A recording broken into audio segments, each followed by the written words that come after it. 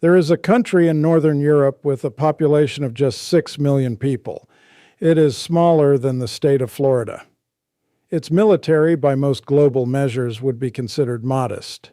Yet in the calculus of the war in Ukraine, the most consequential land war Europe has seen since World War II, this country has done something that no superpower, no nuclear state, and no military giant has managed to replicate. It has redefined what it means to be an ally. And if historians are correct, what Denmark just engineered may turn out to be the single most strategically transformative act of support since Russia launched its full-scale invasion in February 2022. According to data covering the period from January 2022 through June 2025, Denmark contributed the most significant percentage of its GDP to Ukraine of any nation on Earth, an extraordinary 2.89% of its entire gross domestic product. To understand the weight of that number, consider this. The United States, with its massive defense budget and global military reach, gave far less as a proportion of its economy. Germany, France, Italy, the great engines of Europe, all fell behind a small Nordic country that quietly, methodically, and with remarkable strategic clarity decided to go all in. Total Danish support to Ukraine has exceeded 3% of Denmark's GDP, the highest in the world as a share of the economy. But this story is not simply about how much money Denmark spent. It is about how it spent it, and why that distinction may be the most important geopolitical insight of the entire war. To understand Denmark's breakthrough, you need to go back to a moment of crisis that most people outside of defense circles never heard about.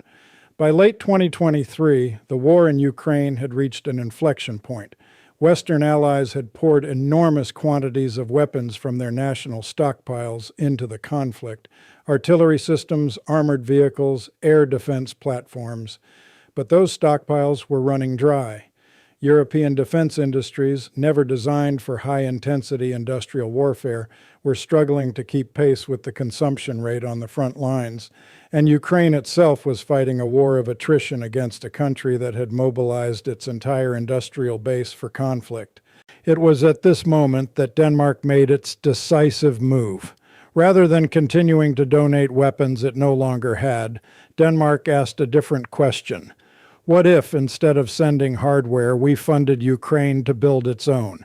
Rather than limiting support to the provision of equipment from national inventories, Denmark introduced a system of direct financing for Ukrainian defense manufacturers, establishing a fundamentally new modality of partnership that links Allied resources to Ukraine's wartime industrial capacity.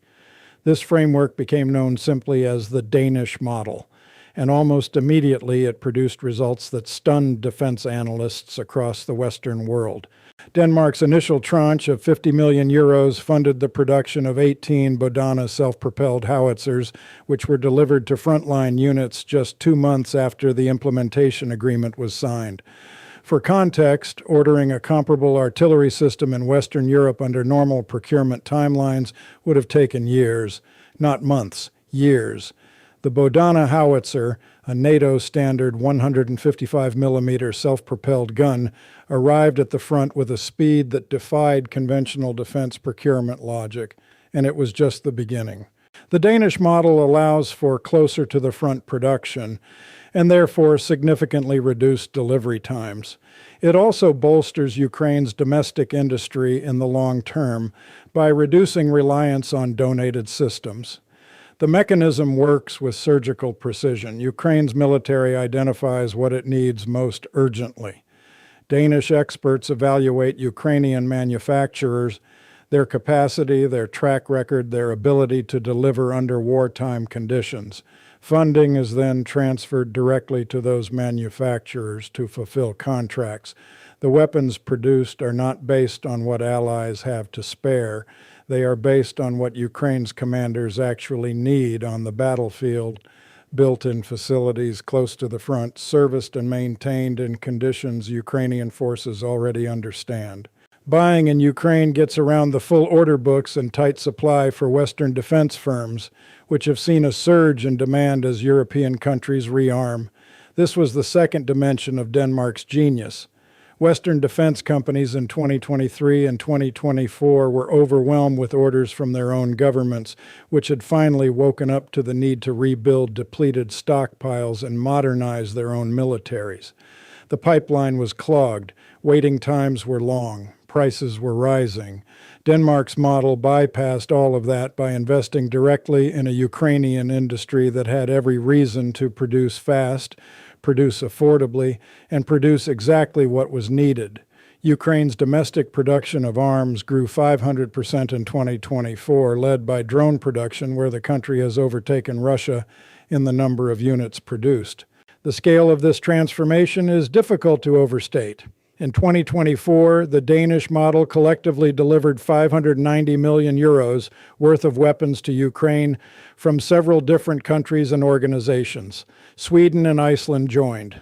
The European Union, recognizing the model's effectiveness, entrusted Denmark with channeling its own funds through the same framework.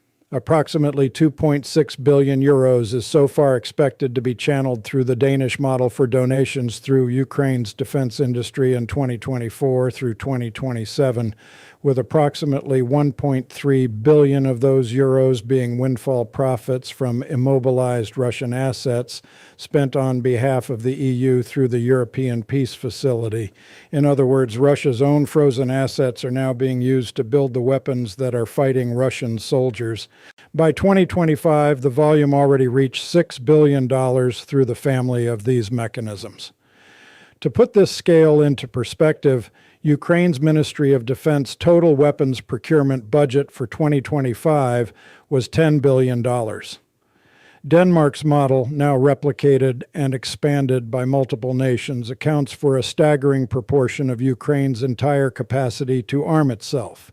This is no longer a bilateral experiment between Copenhagen and Kiev. It is the foundational architecture of how Ukraine fights and how the West sustains it. The symbol of Danish military support has also been the transfer of F-16 fighters, the first Western combat aviation for Ukraine, which dramatically strengthened Ukrainian air defense capabilities. Denmark was among the earliest nations to commit these jets, understanding before many of its allies that the air domain would become decisive as the war evolved and as Russia continued its grinding missile and drone campaigns against Ukrainian cities and infrastructure.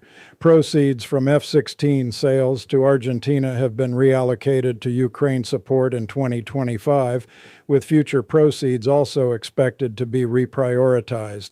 Denmark, in essence, liquidated its own Air Force assets to fund Ukraine's defense. Every kroner from those sales did not go into Danish coffers, it went into the war.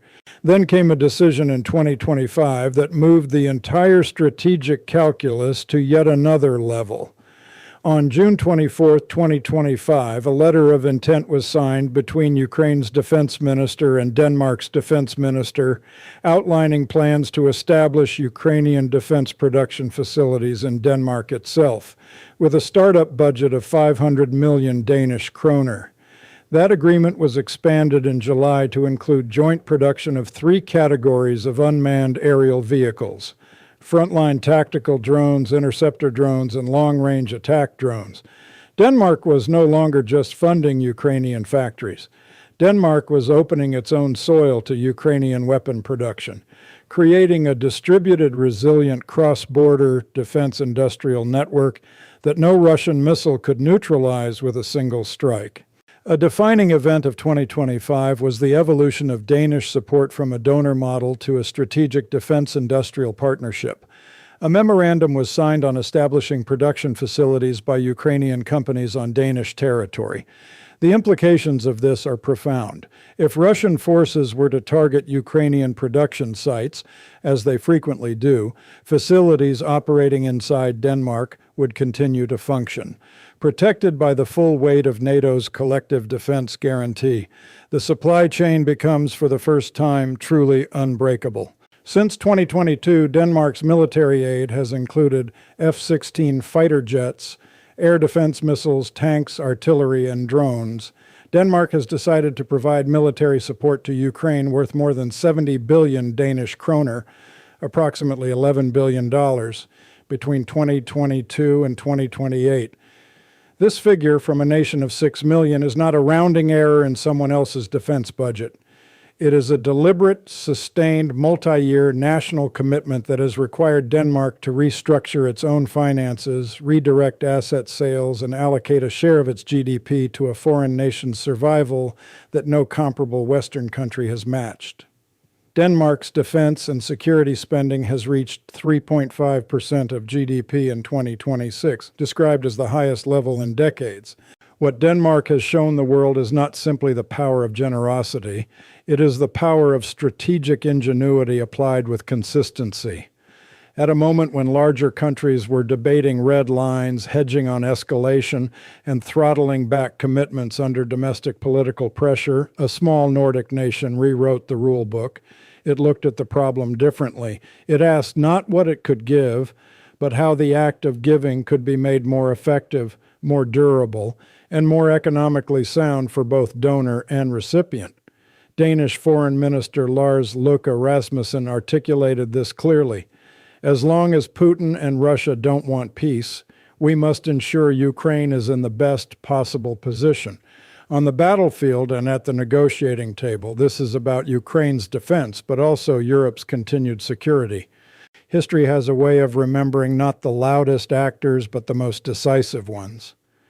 When the eventual history of this war is written, the United States will dominate the opening chapters with the sheer volume of its early support. Germany will appear in the middle, reluctant and then gradually committed.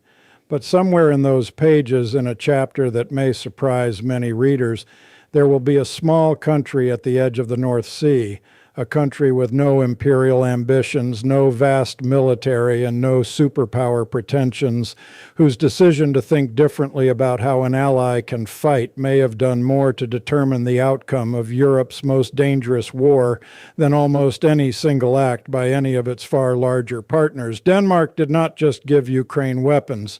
Denmark gave Ukraine the model to build them, the infrastructure to sustain them, and the strategic architecture to ensure that regardless of what any single ally does next, Ukraine will not run dry. That is what Denmark just did, and history will not forget it.